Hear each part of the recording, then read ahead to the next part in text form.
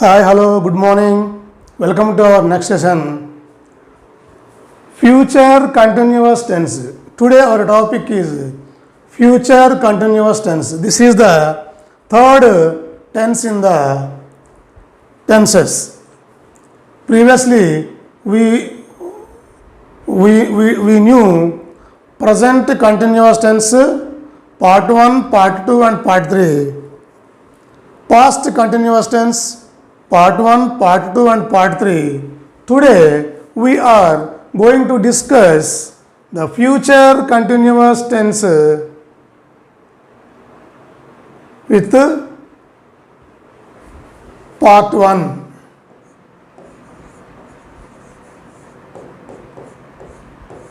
Future continuous tense part 1.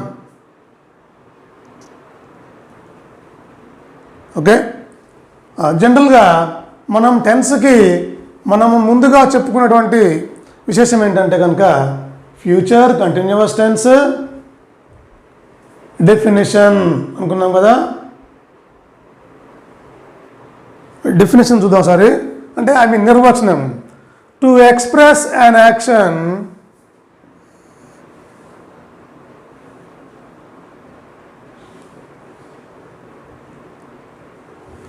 T-O-2 కదా, to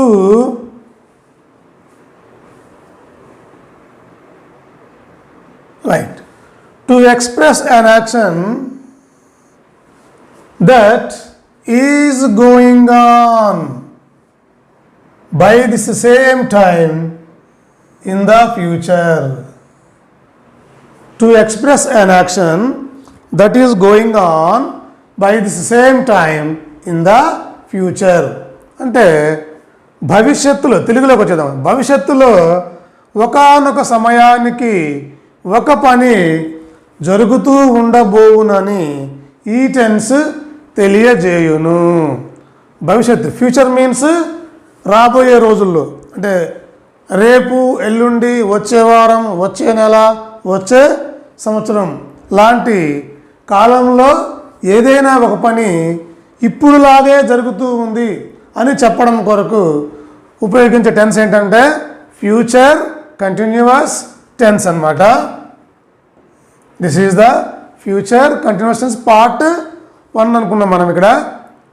to express an action that is going on by this same time in the future, లేదా to express an action that is going to take place and continue in the future అని కూడా చెప్పచ్చు. ఇప్పుడు ఇక్కడ భవిష్యత్తులో ఒకానొక సమయానికి జరుగుతూ ఉండబోవు పనులను గూర్చి ఇక్కడ చూస్తే ఈ టెన్స్ యొక్క మీనింగ్ అంతా కూడా ఈ పదంలోనే ఉంది. ఉండబోవు అంటే అర్థం ఏంటి? ఇక్కడ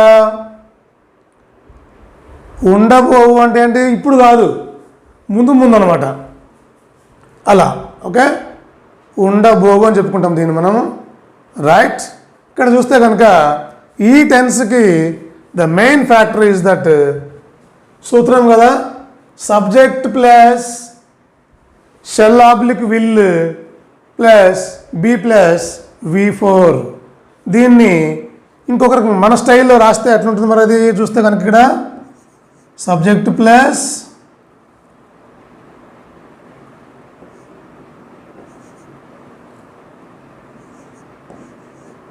షిట్ షెల్ బై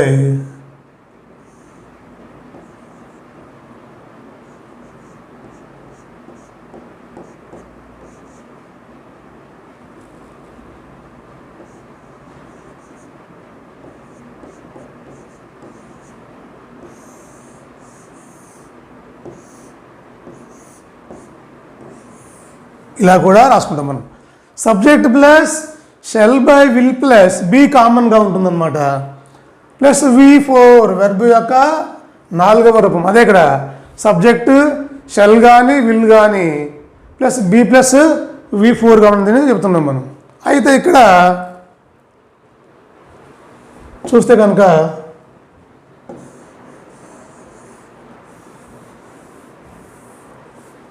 ఇక్కడ ఏమొస్తుందంటే ఐకి వీకి మాత్రమే కేవలం ఐ వీలకు మాత్రమే షల్ బి తీసుకోవాలి. మిగతా అన్నిటికీ we, you and you, they, he, she, it మొత్తానికి కూడా విల్ బి తీసుకోవాలి. అంటే మీనింగ్ ఏమొస్తుందంటే షెల్ బి అన్నా విల్ బి అన్నా ఒకే మీనింగ్ అనమాట. ఉండబోవుట అనే మీనింగ్ వస్తుందన్నమాట. ఫర్ ఎగ్జాంపుల్ ఇప్పుడు మనం కనుక చూస్తే నేను గతంలో విద్యార్థిగా ఉన్నాను అంటే ఐ వాజ్ ఏ స్టూడెంట్ అని చెప్తాము. సింపుల్ పాస్ట్లో ఐ ఆమ్ ఏ ఫ్యాకల్టీ నవ్వు అంటాము. సింపుల్ ప్రజెంట్ టెన్స్లో. Simple future I shall be a lecturer in the future అంటామాట. అంటే ఇక్కడ ఏంటంటే షల్ బీ విల్ బీ అన్నప్పుడు ఏంటంటే ఉండబోవడం. ఎప్పుడు అది? నిన్న కాదు, ఇప్పుడు కాదు, రేపు, ఆ పైన అనే కాలాన్ని ఇండికేట్ చేయడం కోసం షల్ బీ విల్ బీని వాడతాము. షల్ బీ విల్ బీ అనేవి కూడా హెల్పింగ్ వర్బ్సే. రైట్. ఇక్కడ షల్ బీతో మనం ఎగ్జాంపుల్ రాస్తే కనుక సపోజ్ ఇక్కడ నేను కదా అనుకుందాం ఒకసారి. నేను కానీ మేము కానీ,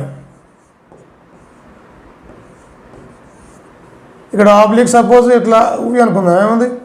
I shall be going, I shall not be going, shall I be going, shall I not be going. అలాగే we shall be going, we shall not be going, shall we be going, shall we not be going. ఇలా మనం positive అంటాం దీన్ని, negative sentence అని, interrogative sentence అని, negative interrogative sentence అని మీకు ముందు రాబోతుంది. అది మీకు ఎగ్జాంపుల్ చెప్పాను మీకు. సో ఇలా షల్ బీని ఐకి వీకి మాత్రమే ఉపయోగించాలి. తర్వాత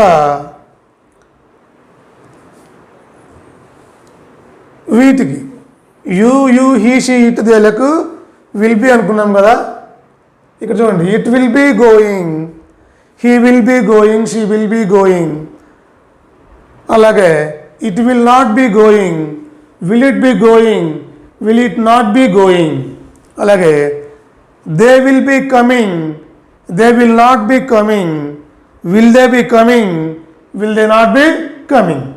ఏమి లేదండి, మీకు ఒక టెన్స్ మీకు రాగానే ఆ టెన్స్ పైన హెల్పింగ్ వర్బ్ని, సబ్జెక్ట్ని ఉపయోగించి ఇలా మీరు 4 సెంటెన్సెస్ని మీరు కనుక ప్రాక్టీస్ చేయగలిగితే అదే మీకు గొప్ప ఇంగ్లీష్ అనమాట. Okay, right. మరి ముందుకెళ్దాం. ఈ టెన్స్ పైన మనము ఎగ్జాంపుల్ వ్రాసినట్లయితే, ఈ టెన్స్ పైన మనం ఎగ్జాంపుల్ రాస్తే అవి ఎలా ఉండబోతున్నాయో ఒకసారి చూద్దాం. ఐ షల్ బీ గోయింగ్, నేను వెళుతూ ఉండబోతాను.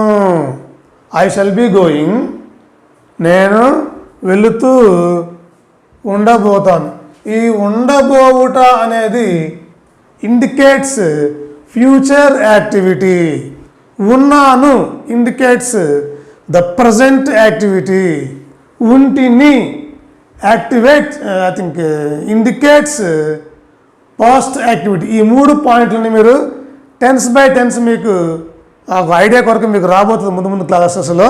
ఇప్పుడైతే ఇక్కడ షల్ బీ విల్ బీ అనగానే మీకు మెమరీలోకి రావాల్సింది ఏంటంటే ఓహో ఉండబోవుట అని. Okay, right. I shall be going, నేను వెళ్ళుచూ ఉండబోతాను. వీ షల్ బీ గోయింగ్, మేము వెళ్ళుచూ ఉండబోతాము. యూ విల్ బీ గోయింగ్, నీవు వెళ్ళుచూ ఉండబోతావు. మరొకసారి యూ అంటే ఇక్కడ మీరు అని పడుతుంది. హీ విల్ బీ గోయింగ్, అతడు వెళ్ళుచూ ఉండబోతాడు. షీ విల్ బీ గోయింగ్, ఆమె వెళ్ళుచూ ఉండబోతాది. ఇట్ విల్ బీ గోయింగ్, అది వెళ్ళుచూ ఉండబోతాది లేదా ఉండబోవును అని కూడా చెప్పచ్చు దాన్ని. దే విల్ బీ గోయింగ్, వారు వెళ్ళుచూ ఉండబోతారు. ఇక్కడ మరొక పాయింట్ ఏంటంటే ఈ దే విల్ బీ గోయింగ్ అన్నప్పుడు ఇదే ప్లేస్లో ఇక్కడ మనం వారు లేకపోతే అవి సపోజ్ ఫర్ ఎగ్జాంపుల్ యానిమల్స్ అనుకోండి, దే విల్ బీ రన్నింగ్ అంటాం, అవి పరిగెడుతూ ఉండబోతాయి. అక్కడ తెలుగు మీనింగ్ అలా మారుతుందన్నమాట. అంటే మీకు దే వచ్చినప్పుడు వారు లేక అవి అనే పాయింట్ని మీరు గుర్తుపెట్టుకోవాల్సి ఉంటుంది. So I shall be going, we shall be going, you will be going, he will be going, she will be going, it will be going, they will be going. అలాగే మీరు ఇంకొకటి తీసుకోండి, I shall be playing, we shall be playing, you will be playing, you will be playing, he will be playing, she will be playing, it will playing, they will be playing. అలా మీరు కనపడ్డ ప్రతి వర్బ్ని మన human body తోటి మనం చేసే ప్రతి activity కూడా వర్బే. కాబట్టి మీకు నచ్చిన వర్బ్ని ఉపయోగించి కనీసం ఒక 10 వర్బులు తెలుసాలండి, ఎక్కువ అవసరం లేదు. ఒక 10 వర్బ్స్ తీసుకొని వాడింది వాడుకోకుండా, ఇక్కడ చూడండి ఫస్ట్ టైం నేను మొత్తానికి గోయింగ్ వాడాను, మీరు నెక్స్ట్ ఈటింగ్ వాడండి. I shall be eating, we shall be eating, you will be eating, he will be, she will B, it will B. ఇలా మీరు ఎగ్జాంపుల్స్ మీరు ఎన్నైనా మీరు వ్రాయొచ్చు. పోతే నెక్స్ట్ థింగ్ ఏంటంటే దీనికి ఇక్కడ ఇది ఒక ఇంపార్టెంట్ అయిన ఫ్యాక్టర్ ఏంటంటే ఏ టెన్స్కి అయినా కూడా ఇది తెలియకపోతే మనం ఇంగ్లీష్ని మాట్లాడలేమన్నమాట. అది ఏమంటే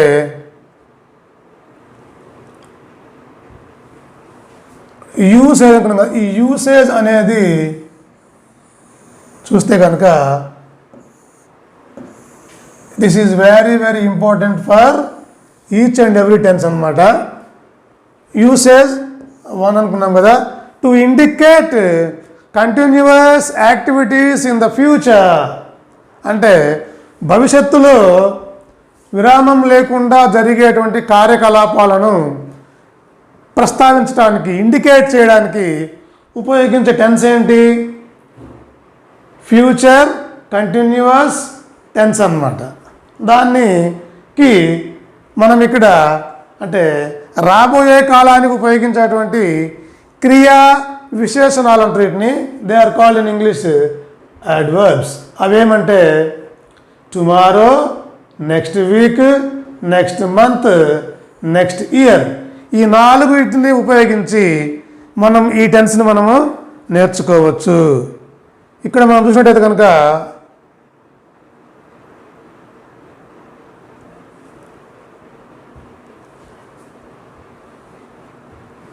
ఇట్ విల్ బి రైనింగ్ ఎప్పుడు? By this same time tomorrow. It will be raining by this same time tomorrow.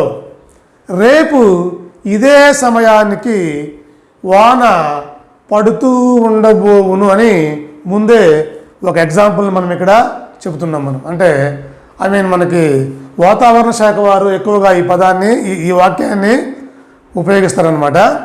అలాగే my father will be retiring next year. మా నాన్నగారు వచ్చే సంవత్సరం ఇదే సమయానికి పదవీ విరమణ చేయుచు ఉండబోతారు. My father will be retiring by next year. My father will be retiring by next year. ఇలా చెప్పాలి. She will be going to America next month. ఆమె వచ్చే సంవత్సరం ఇదే సమయానికి, అంటే ఇదే రోజు ఇదే సమయానికి అమెరికా వెళ్ళుచూ ఉండబోతుంది. వెళ్ళుచూ ఉండబోవుట అనేది ఇక్కడ మనం ఇక్కడ we have to emphasise the word ఉండబోవుట అనేది. అలాగే they will be watching movie by this same time on Sunday. జనరల్గా సండే వస్తే ఈ సమయానికి ఎవరైనా చేసే పని ఏంటి? టీవీ చూస్తారు, లేదా కంప్యూటర్తో గేమ్స్ ఆడతారు, సంథింగ్ దే కెన్ డూ. అలాంటప్పుడు ఒక ఎగ్జాంపుల్ మనం ఇలా చెప్పొచ్చు, they will be watching movie by this same time on Sunday. మరికొందరు అయితే సండే వస్తే బ్యాట్ బాల్ తోటి people will go to the cricket ground కదా. మరి వారి కొరకు చెప్పాలంటే they will be playing cricket by this time on Sunday అని చెప్పచ్చు. అలాగే she will be crossing 20 springs by tomorrow. ఆమె రేపటికి 20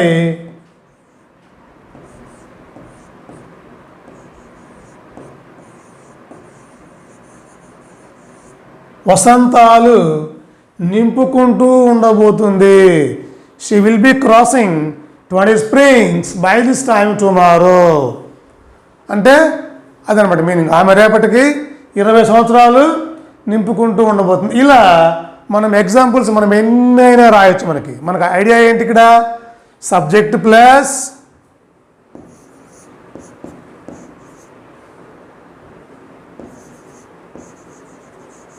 shell by will plus be plus V4. ఇది మీ మైండ్లో ఉంటే చాలండి. You can write 10s, 50s, 100s, thousands of examples you can write by using this principle. అలాగే మనం ఇంకా ఇట్లా చెప్పాలన్నమాట. Suppose we shall be discussing simple present tense by this same time next Sunday, next Monday అలా చెప్పొచ్చు అనమాట. అలాగే మరి my parents will be buying a car next week అని చెప్పొచ్చు. అలాగే my son is completing PG by this time next year. అలాగే doctor will be coming by this time every day. అలాగే మరి police will be arresting thieves by this time tomorrow. ఇలా ఏదొస్తే అది మీకు subject shall be, will be, V4 ఉంటే సరిపోతుంది అనమాట. ఇది వచ్చి మనకు యూసేజ్ 1గా మనం దీన్ని చెప్పుకుంటాము. Next go for the usage 2కి వెళ్దాం మనం. ఇక్కడ యూసేజ్ 2 అంటే to indicate present continuous activities అని చెప్పొచ్చు. లేకపోతే కనుక అనౌన్స్మెంట్స్ అంటుంది దీన్ని. అంటే టీవీ వాళ్ళు కానివ్వండి, తర్వాత మీకు రైల్వే డిపార్ట్మెంట్ వాళ్ళు కానివ్వండి, ఎయిర్లైన్స్ వాళ్ళు కానివ్వండి, లేకపోతే ఆర్టీసీ వాళ్ళు కానివ్వండి, వాళ్ళకి ఈ యూసేజ్ 2 అనేది వాళ్ళకి బాగా హెల్ప్ అవుతుంది. ఎందుకంటే ట్రైన్ అనేది ఇదిగో వస్తుంది అదిగో వస్తుంది అంటారు, అరగంటకు గంటకు రాదనమాట. అది అలాంటి సందర్భంలో మనం దీన్ని వాడచ్చు అనమాట. ఏంటంటే అది ఫర్ ఎగ్జాంపుల్ ద ట్రైన్ ముందు అనుకున్నాం కదా, the train will be arriving on platform number 1 now అంటాడు. అప్పుడే వస్తుందా? రాదు. అలాగే the match will be starting now. ఇండియాకున్న పాకిస్తాన్కి మ్యాచ్ నడుస్తుంది, వర్షం పడింది. ఇక చూసుకో ఫ్యాన్స్ అంతా గ్రౌండ్లో ఉన్నారు, ఇంటి ముందు టీవీల ముందు స్టిక్ ఆన్ అయి ఉన్నారన్నమాట. వాళ్ళందరూ కూడా ఆ ఛానల్ నుంచి బయటకు పోకుండా ఉండటం కోసం గాను వాళ్ళు చెప్పే ఎగ్జాంపుల్ ఏంటంటే the match will be starting now అని ఆ స్క్రోలింగ్ అలా వెళ్తూ ఉంటుంది అనమాట. అది అక్కడ వాళ్ళు గ్రౌండ్ని మరి డ్రై చేసే వరకు ఆ స్క్రోలింగ్ అలా వెళ్తూనే ఉంటుంది అనమాట. అట్లా the match will be starting now అంటారు. అలాగే ఇప్పుడు వాతావరణ శాఖ వారు ఏమంటారన్నమాట, it will be raining now అంటారు. అది ఇప్పుడే పడవచ్చు, రేపు పడవచ్చు, అసలు పడకనే పోవచ్చు. It depends upon that climate. అలాగే the shop will be opening shortly, లేకపోతే now.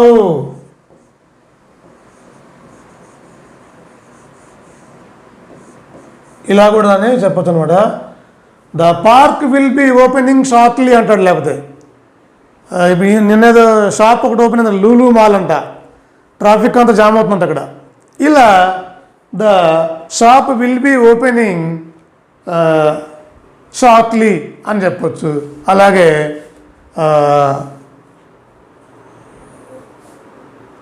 My parents will be going to America now అని చెప్తాం మనం. అంటే ఏదైనా అక్కడ ఇక్కడ చెప్పచ్చు. ఈ నౌ అనే పదం వాడితే that now indicates the present continuous activity. Tomorrow, next month, next week indicates the future continuous activity. ఇలా మనకు యూసేజ్ 1, 2 ఉంటుంది. మీరేం చేయాలంటే యూసేజ్ 1 పైన ఒక 30 ఎగ్జాంపుల్స్ మీరు రాయండి. అలాగే యూసేజ్ 2 పైన కూడా ఒక 30 ఎగ్జాంపుల్స్ మీరు రాసి ప్రాక్టీస్ చేయండి. వీలైతే మాకు మెసేజ్ పెట్టండి రాసిన తర్వాత. ఓకే, ఇలా ఫ్యూచర్ కంటిన్యూస్ టెన్స్ని ఉపయోగించి రేపు, ఎల్లుండి, వచ్చే వారం, విరామం లేకుండా జరగబోయే పనులను చెబుతాము. అలాగే ఇక ముందు ఒక పని జరుగుతుంది అని కూడా చెప్పడానికి యూసేజ్ 2ని మనము ఉపయోగిస్తాము. రైట్. తర్వాత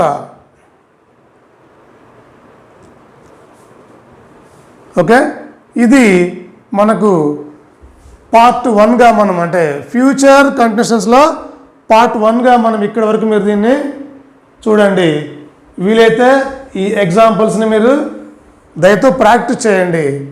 see you in the next class. At the same time ఎప్పుడు చెప్పేలాగానే వీలైతే like, share and subscribe our channel. Thank you one and all.